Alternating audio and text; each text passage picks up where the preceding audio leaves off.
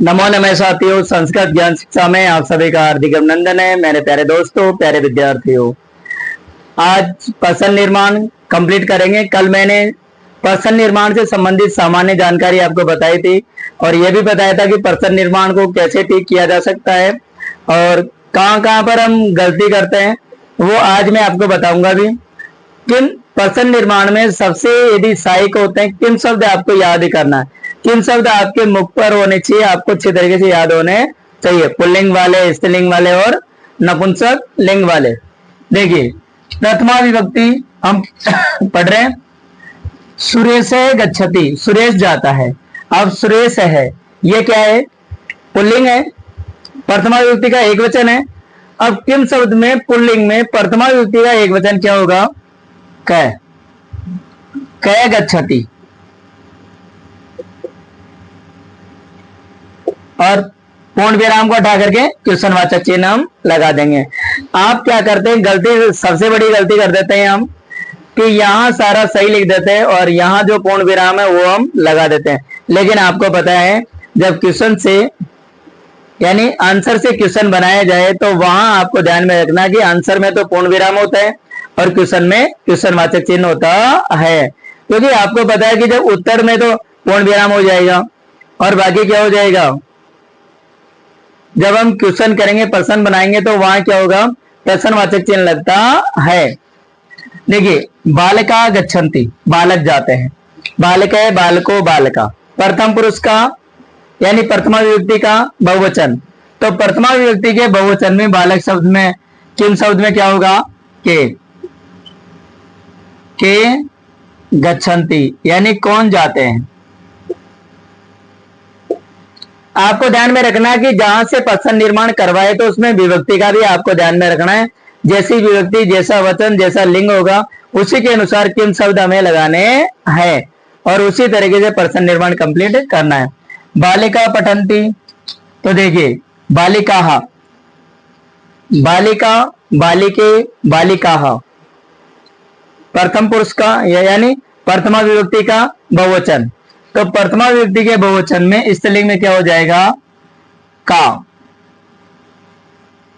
यानी के, का, के, का, तो यहां हो जाएगा पठन्ति।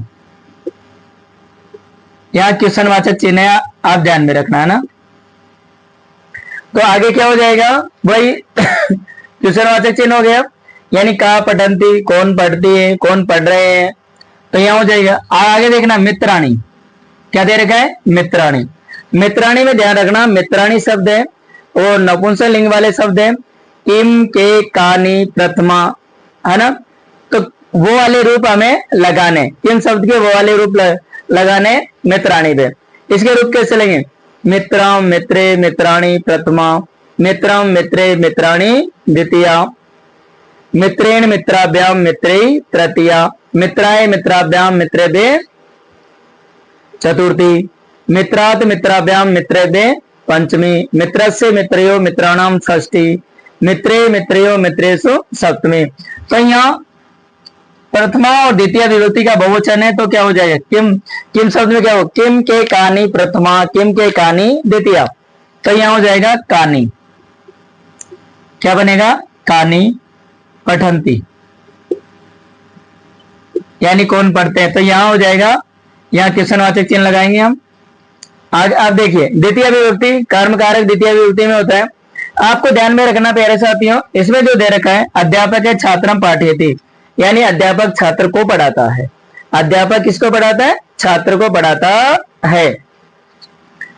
इसके रूप कैसे ले? छात्र, छात्रो, छात्रा प्रथमा, छात्रम, छात्रो, छात्रान द्वितीया। तो द्वितीय विभक्ति का एक वचन छात्रम। अब द्वितीय विभक्ति का पुल्लिंग में किन शब्द का एक वचन क्या होगा? देखिए, कै, कौ, के, प्रथमा, कम, क्या बन जाएगा? यहां पर पहले हम लिखेंगे, उसमें से अध्यापक है,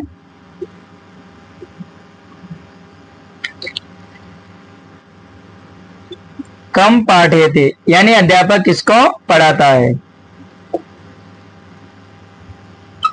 ठीक है। आगे दे रखा है शिक्षक है बालकान पाठयति, यानी शिक्षक बालकान, बालकों को पढ़ाता है, तो बालकान, बालकम, बालको, बालकान द्वितीय विभक्ति का बहुवचन है। तो द्वितीय विभक्ति में किन शब्द में बहुवचन क्या होगा पुल्लिंग में? कम, को, कान।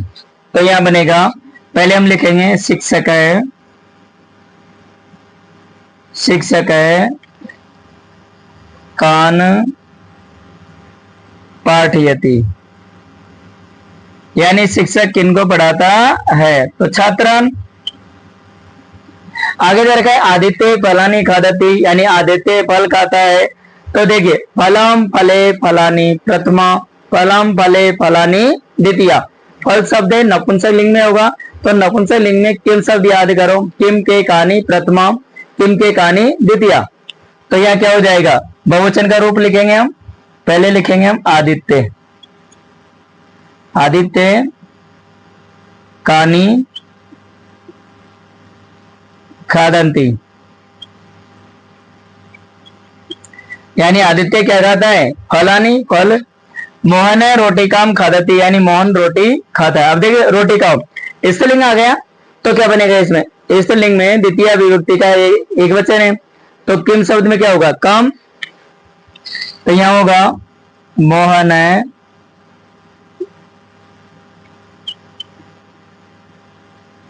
काम खादती। ठीक है, आप तो एक बात ध्यान में रखना, चाहे सेंटेंस का हिंदी अर्थ आए या नहीं आए, लेकिन जो शब्द रेखांकित है जहां से प्रश्न निर्माण कराए उसमें आपको विभक्ति याद होनी चाहिए।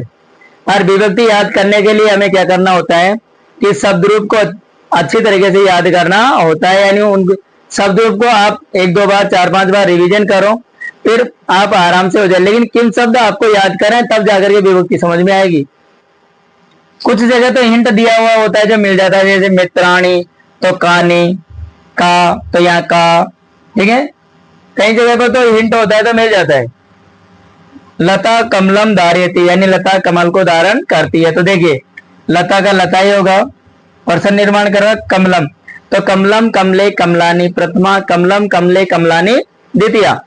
तो यह क्या हो जाएगा? किम, किम धार्यति। तो इस तरीके से प्रथमा विभक्ति से संबंधित प्रश्न निर्माण और द्वितीय विभक्ति से संबंधित प्रश्न निर्माण।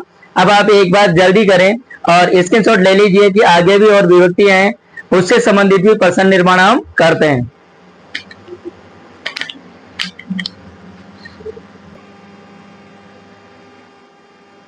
अब देखना, हम पढ़ते हैं तृतीय विभक्ति से संबंधित प्रश्न निर्माण। तो राम है बाणेन रावणम अंति, यानी राम बाण से रावण को मारता है, यानी राम बाण से रावण को मारता है। तो देखिए बाणेन हो गया, यहां पर बाणेन हुआ, तो बाणेन में आपको देखना तृतीय विभक्ति है, तो पुल्लिंग में तृतीय विभक्ति में क्या होगा? केन, क्या बन जाएगा? केन। तो देखिए ऐसे बनेगा, ये राम है केन रावणम हंति। ठीक है, तो इस तरह आगे देख गए। सैनिक गोली कया शत्रु अंते, यानी सैनिक गोली कया, गोली से शत्रु को क्या करता है? मारता है। तो गोली कया ध्यान में रखना, अब ये स्त्रीलिंग है। तो देखिए कहीं कहीं पर इंट होता है, तो देखिए स्त्रीलिंग में क्या होता है? कया, बस ये लगा दो। जैसे मैंने बनाया सैनिक है कया, या क्वेश्चनवाचक चिन्ह होगा, कया शत्रुम हंति, यानी सैनिक किससे? शत्रु को मारता है। तो गोली कया, गोली से। सीता बसयानेन गच्छति, यानी सीता बस से जाती है, यानी बस के द्वारा जाती है। तो बसयानेन तो केन हो जाएगा। देखिए सीता का सीता ही लिखेंगे हम, और बसयानेन क्या हो जाएगा? केन गच्छति। अब है चतुर्थी विभक्ति। चतुर्थी विभक्ति से संबंधित याद रखना, निर्भय विप्राय गाम ददाती, यानी राजा ब्राह्मण के लिए गाय देता है। तो चतुर्थी विभक्ति में क्या होगा, किम शब्द है, पुल्लिंग में क्या होगा, कस्मई हो जाएगा। तो देखिए क्या बनेगा, निर्भय कस्मई गाम ददाती, बन गया। आगे दे रखा है पिता पुत्राय धनम ददाती, यानी पिता पुत्र के लिए धन देता है। तो पुत्राय चतुर्थी विभक्ति है, तो क्या बनेगा, पिता कस्मई, यानी पिता किसके लिए, धनम ददाती, धन देते हैं। और लास्ट में क्वेश्चनवाचक चिन्ह लगाना है। श्री गणेशाय नमः, तो नमः के योग में चतुर्थी होती है, तो किम शब्द की क्या हो जाएगी, हाँ कस्मई, क्योंकि पुल्लिंग है ना, तो कस्मई नमः। अब है पंचमी विभक्ति। पंचमी विभक्ति का प्रयोग होता है अलग होने के अर्थ में, अपादान में, ठीक है। तो यहां दे रखा कि से ग्रामात आयाति, वह गांव से आता है। तो किम शब्द में पुल्लिंग में क्या हो जाएगा, कस्मात, क्या बनेगा, कस्मात, से कस्मात आयाति, यानी वह गांव से, वह किससे, कहां से आता है, तो गांव से, ग्रामात हो जाएगा। आगे दे रखा है लता अश्वात पत्ती, यानी लता है अश्वात घोड़े से, पत्ती और गिरती है, लता किससे गिरती है, घोड़े से गिरती है। तो देखिए क्या होगा, लता में नहीं होगा, हमें चेंज करना अश्वात, तो क्या हो जाएगा, कस्मात, कस्मात पत्ती। आगे दे रखा है मोहने नगरिया गच्छति, तो नगरिया देखिए स्त्रीलिंग है, तो क्या बनेगा, कस्यः, क्योंकि स्त्रीलिंग में पंचमी और षष्ठी में के एक वचन में सेम होता है, कस्यः, तो क्या बनेगा, मोहने कस्या गच्छति, ठीक है। इस तरीके से आज हम देखिए प्रथमा विभक्ति से संबंधित द्वितीया, तृतीया, चतुर्थी और पंचमी। अब जल्दी से एक बार और स्क्रीनशॉट ले लीजिए, जिससे कि आज हम प्रश्न निर्माण कंप्लीट करते हैं।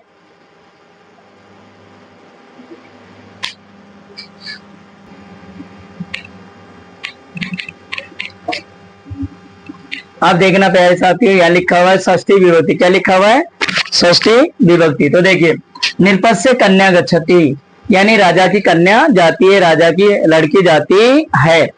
तो यह निरपस्य में देखिए, इसमें हम पहचान लेते हैं कि से आ रहा है, तो यह कर देते हैं हम कस्य कन्या गच्छति, और पूर्ण विराम को उठा करके प्रश्नवाचक चिन्ह लगा देते हैं। आगे दे रखा ते वृक्षाणाम अधः सेरते, ते यानी वे सब वृक्षाणाम, यानी वृक्षों के अधः नीचे, सेरते और सोते, यानी वे सब वृक्षों के नीचे सोते हैं। तो आपको पता है ते का तो ते लिखना है, और वृक्ष से वृक्षयो, वृक्षयो वृक्षाणाम, तो यह क्या हो जाएगा, केसाम, कस्य कयो केसाम, केसाम अधः सेरते, ठीक है। अब सप्तमी विभक्ति से संबंधित नदी तीरे फलानी संति, यानी नदी के किनारे, नदी तीरे, नदी के किनारे पर फल है। अब यदि जगह स्थान से संबंधित आए तो कस्मिन और कुत्र, स्थान से संबंधित आए तो क्या हो जाएगा, कुत्र का प्रयोग। बाकी सारा मैं दोनों ही लिख देता हूं, आप याद रखना इसको। देखिए और कुत्र, फलानी संति, जगह से संबंधित आए तो कुत्र का प्रयोग, बाकी तो कस्मिन का प्रयोग ही करना है, ठीक है। तो सप्तमी विभक्ति में कस्मिन और कुत्र का प्रयोग किया जाता है। आगे जाकर से पढ़ने कुशल है अस्ति, यानी वो पढ़ाने में कुशल है, यानी वो पढ़ाने में कुशल है। तो यहाँ क्या हो जाएगा, से और कस्मिन। आप देखिए ये कोई स्थान से संबंधित नहीं है, तो यहाँ कस्मिन का ही प्रयोग करेंगे हम। कस्मिन कुशल है अस्ति, और लास्ट में प्रश्नवाचक चिन्ह लगा देंगे। अन्य उदाहरण और भी है जो मैंने आपको बताया था कि समय से संबंधित या संख्यावाची आए तो वो प्रश्न निर्माण हम कैसे ठीक करें। देखिए राम है स्वस्थ है अस्ति, यानी राम स्वस्थ है। आप देखिए विशेषण से संबंधित करवा रहा है कि राम कैसा है, तो यहां हो जाएगा राम है। देखिए हम लिखेंगे राम है किधर से है अस्ति, यानी राम कैसा है। आपको ध्यान में रखना जब विशेषण का प्रयोग करवाएं, विशेषण और विशेषण, वहां विशेषण से प्रश्न निर्माण करवाया जाए तो पुल्लिंग में तो किधर से, और स्त्रीलिंग में कीदर्शी, और नपुंसकलिंग में कीदर्शम याद रखना। फिर उसके बाद विभक्ति के अनुसार देखना है कि जैसी विभक्ति में वैसा ही रूप लिखना है। आगे दे रखा है कक्षायाम पंच छात्रा संति, यानी कक्षा में कितने छात्र हैं, 5 है। तो मैंने आपको बताया था कि जब संख्यावाची से संबंधित आए तो आपको क्या करना है, पंच यानी कति छात्रा संति, यानी कक्षा में कितने छात्र हैं। ठीक है, आगे दे रखा है कक्षायाम 10 बालिका संति, यानी कक्षा में कितनी बालिकाएं हैं, 10। तो देखिए वही सेम बनेगा, कक्षायाम कति बालिका संति। ठीक है, सीता स्वस्थ अस्ति, यानी सीता स्वस्थ है। अब देखिए स्त्रीलिंग आ गया ना, तो स्त्रीलिंग में कौन सा प्रयोग करेंगे हम, कीदर्शी का। सीता कीदर्शी अस्ति, यानी सीता कैसी है। आगे दे रखा है फलम रुचिकरम अस्ति, यानी फल रुचिकर है।